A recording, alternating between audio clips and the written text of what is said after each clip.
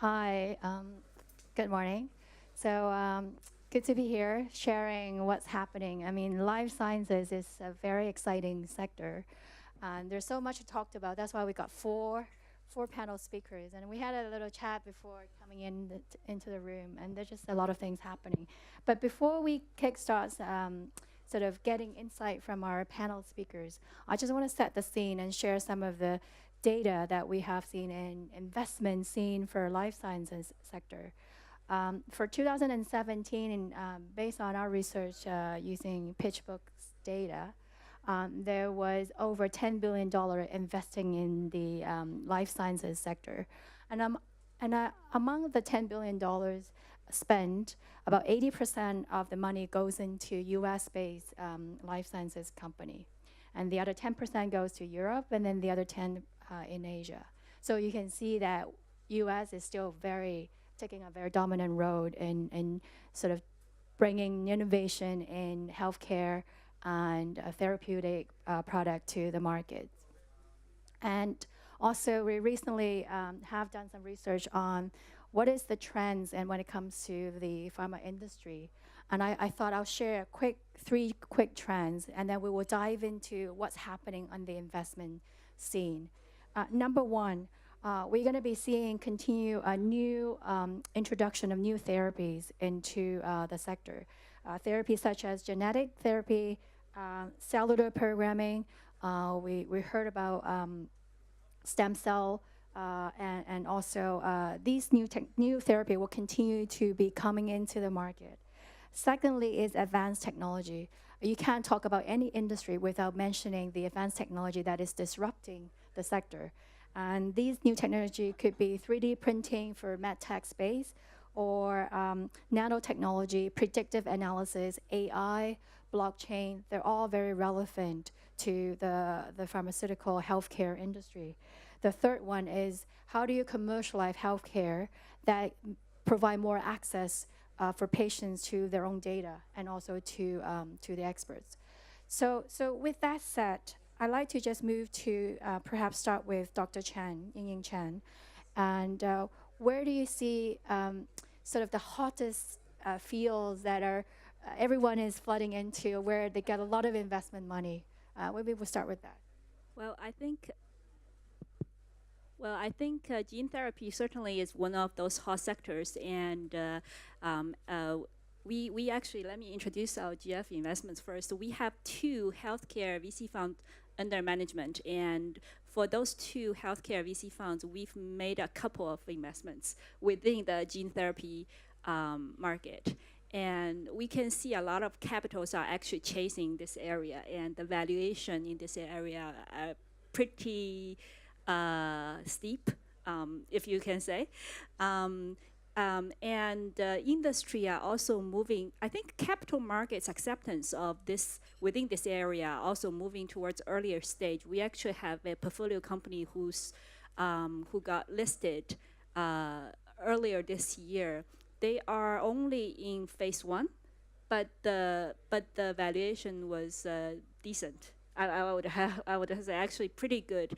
It already generated very healthy returns for the fund. So that's certainly something we'd love to continue to investigate in. And the second trend that I've seen is within healthcare, actually a lot of healthcare IT companies, so-called healthcare big data companies, are coming in about. So for our fund, we've also invested in a couple of those. Typically for those companies, they, when we invested, usually they are already in the commercialization stage, and they have a FDA-approved products, or they have launched products on the market. We can see the big pharma and big device companies are starting, including also the healthcare insurance companies, are starting to working with them, partnering with them to explore potential benefits for themselves. So we also, so we actually are pretty excited about that too. Okay, thank you, Dr. Chen. What about Randy? What do you see? Thank you. Good morning, everybody. I'm Rani Jarkas, chairman of the Cedars Group. with an investment bank. Obviously, we've been doing a lot of work in China lately, and there are a lot of opportunities in genome editing and CRISPRs. I think China is aspiring to be the lead in that for the future going forward with genome editing and so forth. And actually, we just also found out too that the first trial started in 2015, despite saying that in 2017. Okay, with that. So I think that the We turn. they're more advanced than I think. Can I just other on that genome editing? It's just people heard about it and it's already everyone just raised their eyebrow because it's a lot of ethical concern. But there are a lot of application is not just on human, but it's actually for agricultural industry. So when you talk about genome editing in China is booming, where is the actual application? We're talking about gene editing, basically. In life sciences. So With it us, is for treatment of Yeah. diseases. Yes, and some of the most important diseases, like in oncology, like lung cancer, lymphoma, things like this. Okay, with that, yeah. How about Sabrina? Where do you see? I mean, you're Hong Kong-based, a biotech company, and seeking innovative technology and bring it to the market. But where do you see is hot and where there's a great demand? As from the Hong Kong biotech company, of course, I see opportunities in Hong Kong. So actually, there are lots of resources in Hong Kong, and I think there are really lots of opportunities compared to other countries. You can see, in terms of resources, you can see like our chief executive, Ms. Carrie Lam, they have set up different like foundations and funding to for the development of biotech development. And for example, if we're to invest in the projects, for example, like 10 million US, actually there are different like government fundings which subsidize around like 2/3 of the total cost of the projects. So it's actually helping a lot with the like development here. And as well, in the past, if people got money, the first thing they thought of is real estate or Tencent or those like high growth companies. And they've never thought about the medical development in Hong Kong. And now, like when people put in more resources with more, like people talk about it and of people, the public education in the area, you can see there are actually lots of, I would say, undeveloped areas which we can explore. And there are just lots of opportunities for us to further explore. So I can see there are really lots of opportunities for no matter for investors or for companies to further explore this like untapped market. Right. Just to add to that is, yes, Hong Kong government has been pushing sort of launching new initiatives over the past, I would say, year.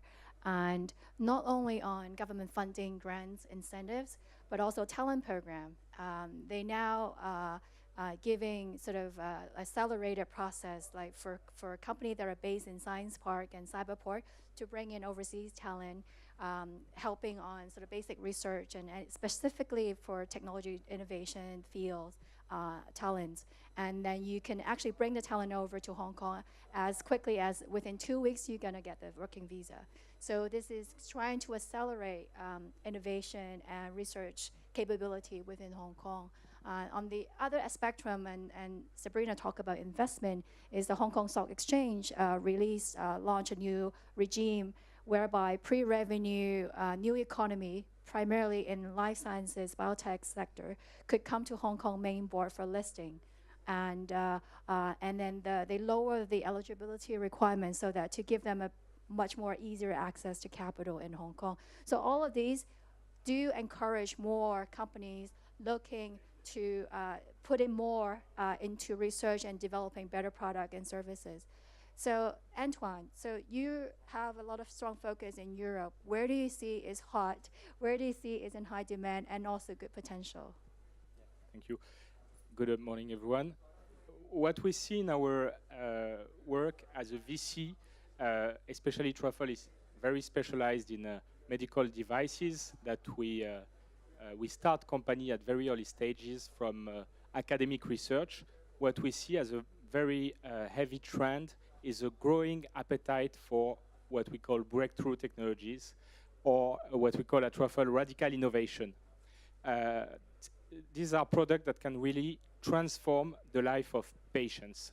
It means that on life-threatening disease, where you will implant a new cardiac valve, where you will like do a thrombectomy procedure, the life of the patient is at risk. So what we see in this trend is a growing appetite for less and less invasive products, so less and less invasive surgery, especially in the field of structural heart. We see the emergence of transcatheter valve. This was a very important success in the field of aortic valve, but this will be the case for mitral valve now. And we will see more and more standardization and improvement of the outcomes of surgery with the robotic surgery as well, and especially with microrobots as well. And what we want to anticipate also as a new trend is the impact of artificial intelligence on the future healthcare product. We are, for example, looking at the moment at a company developing a new technology applying artificial intelligence to improve radiation oncology outcomes. So I think this is a very concrete case Right. of the use of I artificial think one of intelligence. the company that presented, is it 4DX? I think they were also using artificial intelligence in detection of lung diseases. So just let's tap into AI. I think that's a very good transition because I do want to maybe explore how AI can offer opportunities, bringing better healthcare to the market, but from an investor's point of view, because I mean most of the investors are sort of acutely aware when it comes to investment in healthcare sector, the investment period is awfully long.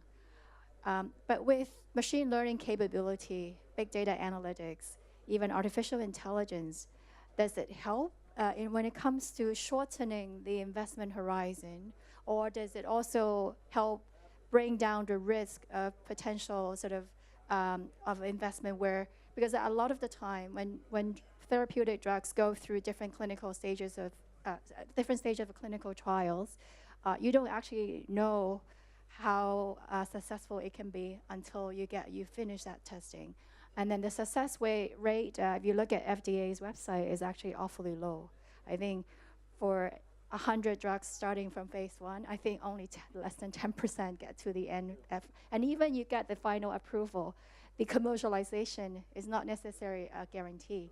So what do you see new technology helps when it comes to investment returns, investment horizon, but even the risk in investing in life sciences sector? I think now from our point of view, I think it's very important to have this embedded in any clinical trials, especially with companies, okay, like lab informatics, AI, and so forth. Because I think that as an investor, this can eliminate potential problems with process and so forth. And I think this could help the FDA or the CFDA also approve drugs and understand better what's going on, okay? And I think it's shortened the time too, of course, with that, yeah. What about Dr. Chan? Yeah, okay. So we actually have invested in a company in that field. They have clients such as Boston Scientific, Medtronic, etc. So they help the device companies to track the performance of their device. Or they also work with drug companies to track the performance of the therapeutics during clinical trials, either to tailor it more towards where FDA would likely to see, or give earlier feedback to the clinicians. So I think from that end, certainly AI is certainly helping. But I think sometimes though, there's a lot of hype about artificial intelligence. When it comes to actual real case application in a large scale, maybe I think we might be still in infancy space, and not just on life sciences, just in general. But then the key to success when it comes to applying artificial intelligence is the data, and going back and analyzing and learning, and be able to predict what's happening and be able to diagnose. And one of the challenges that I have seen and maybe hearing from people in the industry is that a lot of the historical health records is unstructured, not necessarily very clean and useful. That might hinder the development of artificial intelligence at the application. I don't know if it's Sabrina, where do you see that? I mean, Hong Kong has been offering sort of very good quality, top quality healthcare services, and the government is moving towards e-health, e-records.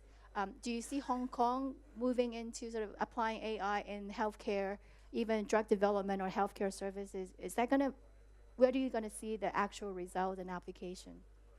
I can see like actually there the government is putting lots of resources in this area and try to develop like for example you can see all our medical records is like have been computerized and they try to do lots of things in the area. And as well you can see the companies are shifting their focuses on these areas too. You can see there are companies like yesterday I do like short advertisement about one of the products of a company. Actually yesterday like the news announced one of the products which obtained a like worldwide prize about robotic surgery. It's like used together with the MRI and would shorten the time in doing the surgery, for example, related to neuro-related surgery, and it would then apply to other surgery, for example, the breast to heal breast cancer and other applications. So you can see the companies in Hong Kong are actually focusing in these areas, and you can see, for example, the Science Park. Actually, lots of companies are in that area.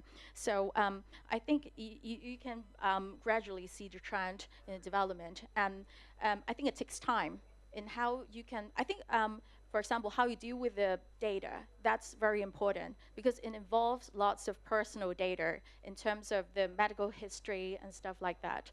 So I think this is the key areas which they have to focus on. Yeah, and with the data, I think it helps a lot in shortening the time with the medical, the development. With more data, I think it would speed up. For example, they will have more data to assist, for example, with their FDA application. Right. So I think I'd like to also to add too, this is even more important.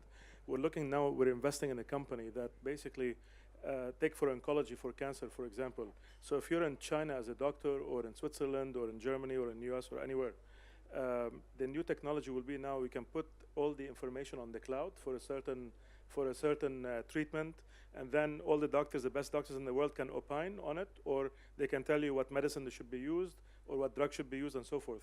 So this way, it saves a lot of time for patients, money for the governments, for the ministries of health, for example, and then, of course, can be treated very quickly with the highest end possible of drugs and technology.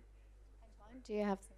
I agree that data is important, and what is also very important is to find the right clinical application and define really the objective of AI should be ultimately, of course, a clinical superiority. So if we take the example of radiation oncology, where there are some AI and machine learning involved, there is a clear objective of improving dramatically the safety of this procedure. And you can improve the safety by having a very complex model for calculating the dose that is delivered to the patient. And if you deliver the right dose at the right place without delivering too much radiation, you will improve not only the safety, but also the efficacy, where the margin is very, very low.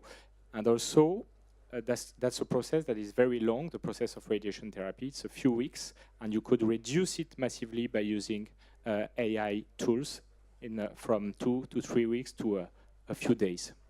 Yeah, definitely. I think there are already examples where using AI to perform initial screening.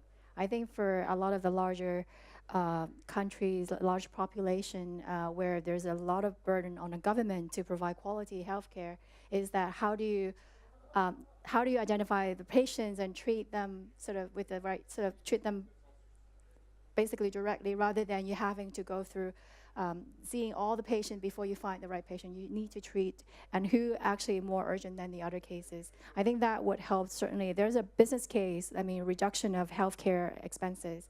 There's a huge incentive for government to invest in this space. I think when we talk about AI, we can't avoid comparing US and China, because China has been in the headlines about investing huge amount of money into driving AI innovation, and they their goal is to become the main hub or location lab for building the next sort of the top AI technologies.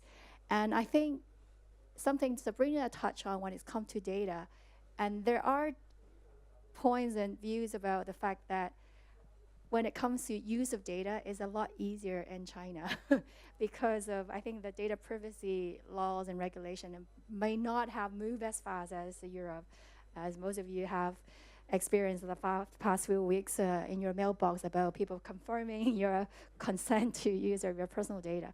So maybe China would have an advantage. I mean, going back to the very beginning when I talk about 80% of the company that receiving money from VCs are in US, do you think that trend might shift and maybe moving towards more money going into China because of technology advancement, and especially in life sciences and healthcare?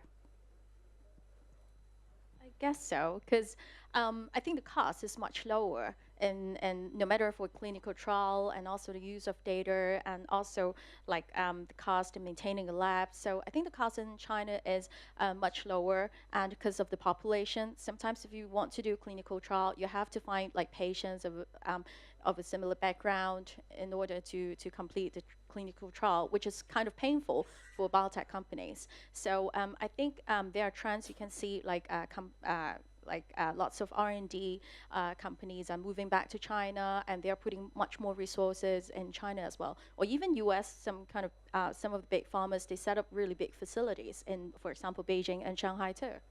Right.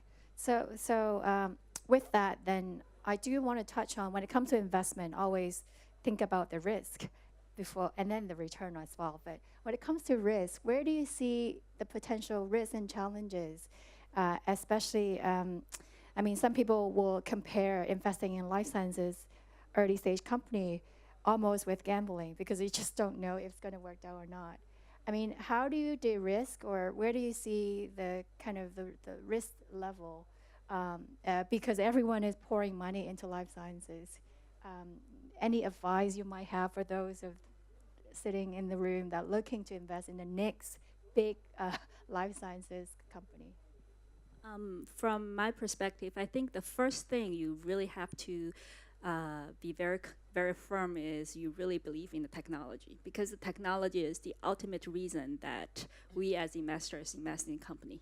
Okay, the next probably execution, execution of the business plans, the clinical trials, etc., etc., and I think the rest are pretty common to all the other investments in other industry, like you want to look at the background of the management, you want to look at how large of a market, etc., etc. But for us, I think within healthcare, we have to be very comfortable with the technology and science behind it first. So you need expertise, and when you assess these companies. Yes. Right. What about Rennie? I think expertise is very critical. As we were talking earlier, not a lot of banks or even VCs or anybody has a lot of expertise, real expertise in certain technologies. So I think that having the right people is very critical, and understand the landscape of that country. So for example, in China, you have to understand what's needed and what will work and what the market is required. So and government policies as well, it's very hugely important. Yeah, I agree. About Antoine? With respect to risk, I think there are some space for innovation in the, I would say, the value chain of R&D and R&D productivity. For example, we could give like the approaches that are repurposing drugs, like previous drugs that are already on the market, and that can have a very safe profile. And this is an approach that will reduce significantly the risk of the drug failing for safety reasons. So it's a very significant improvement in the R&D profile, and also it will shorten the time to market by 2 years. So you have a few companies like doing those kind of repurposing approaches, and they can reduce the total development from 12 years to 8 years with a significant less risk. And I see this example is important for indications where the failure rate was very high, for example, CNS, where you had so many failures in Alzheimer's or other CNS disease, and when you need like very different approaches and not a single target with a single drug. As well, I think there is a shift of the business model as well. For traditional R&D or biotech companies, they often focus on one or two products and like blessing or hoping one day the products will get into the clinical stage. And now I can see a shift of the business model, and lots of those companies operate a pipeline of products instead of a single one or two products to diversify their risk. And there are some of the companies like will focusing like a processing factory, and they are mainly to focus and to bring the products from preclinical to clinical and then sell to big pharmas. You can see there is a shift in the business model as well. I think it is one of the way in like managing their risk as well. Great. So we have about 5 minutes left. I probably should open up to the floor and see if anyone among the audience like to ask questions, any burning questions, because we got the experts here who can share their insights where to invest. Anyone? Okay, if not, actually, I'll give you a bit of time to think about your questions. Thinking about the expertise in among the investment maybe community, do you see that there is a fight for talent? I mean, there's always talk about fighting for talent among the business community, but then when it comes to investors, do you see that there is not a huge amount or maybe sophistication among the expertise that might impact the investment returns and even, I would say, capital flowing into not necessarily the right businesses? How would that impact sort of your investment decisions and also sort of your strategies?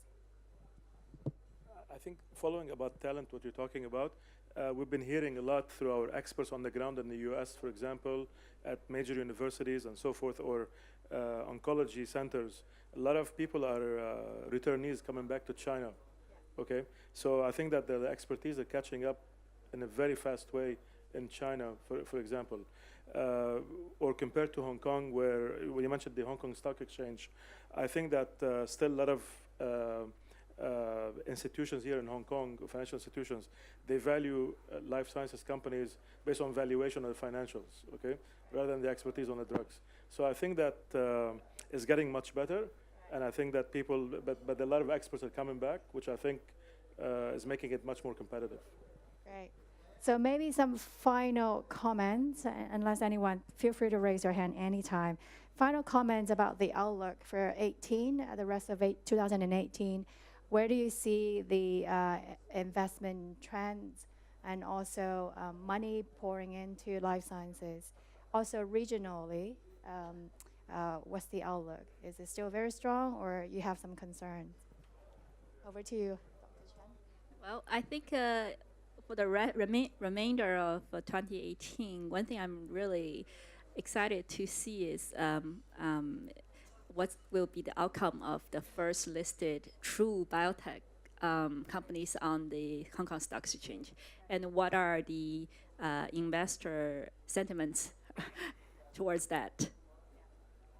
What about you, Randy? I think we're very bullish for the next 5 years with money flow into certain areas like in oncology, for example, AI, as you mentioned, CRISPRs, and things like this, things that are needed in China. I think you'll see significant money flow, and also technology and talent coming inbound to take advantage of this. Sabrina? I will foresee a trend of companies moving back to Asia, especially in Hong Kong. Because in the past, because of the listing rules in Hong Kong and China, lots of China or Hong Kong biotech companies may have to list in US or elsewhere. And now, because of the opening of the listing rules in Hong Kong, we can see actually lots of China-based company would actually prefer to list in Hong Kong because of the language and the location, which is like closer to the facilities, and so I can see that trend. I would see a trend in regulation, and especially in China, a very good and positive trend towards the approval of really new and breakthrough devices with the draft amendment of the medical regulation, which is very important for accelerating the access of breakthrough devices that can really change the life of patients and have the possibility to use the clinical trials that you can do outside of China to be approved, and also to have, like in the US, some expedited access program and breakthrough programs for those kind of devices. So I think it's a very positive trend for more appetite to real innovation. This is a very, very good point. I think we didn't spend a lot of time talking about government policy, but increasingly there are actual actions initiative implemented by the US FDA and also the CFDA to actually be more open and when it comes to changing and adopting new process, more streamlined process to approve new drugs, especially in the area where it's addressing life-threatening, life-saving diseases. And also, I think one thing that we chatted about, just to share that, is there's also increased innovation around combining drugs that are already commercialized, but combining them and create new therapies. And those would actually get accelerated approval process because they don't necessarily have to redo all the clinical testing. They can adopt other companies' clinical tests already approved. So I think that should accelerate innovation and should bring new product, better product to the market. So I think very exciting for the outlook of life sciences sector. But thank you so much for all the extra views. Thank you. Thank you.